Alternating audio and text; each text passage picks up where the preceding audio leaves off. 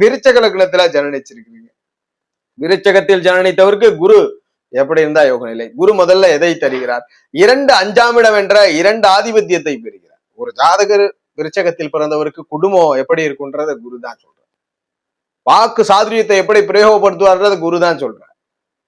கஜானா பணம் கையிருப்பை குரு தான் சொல்றார்.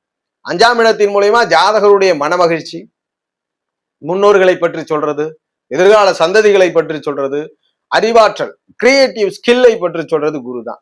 அதிர்ஷ்ட பணங்கள் அதிர்ஷ்ட சொத்துக்களை குறிக்கிறது குரு தான். அப்ப விருச்சகத்துக்கு ரொம்ப முக்கியமான கிரகம் குரு. ஸ்தானபலத்தை இழக்காம இருக்கணும் முத விதி. அதுபோல இந்த குரு பகவானோடு சூரிய சந்திர செவ்வாய் தொடர்பில் இருந்தா விருச்சகத்திற்கு யோகம்.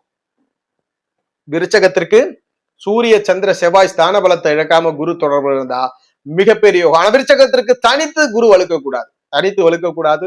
சூரிய சந்திர செவ்வாய் தொடர்பில் இருந்தால் மிகப்பெரிய அதிர்ஷ்டத்தை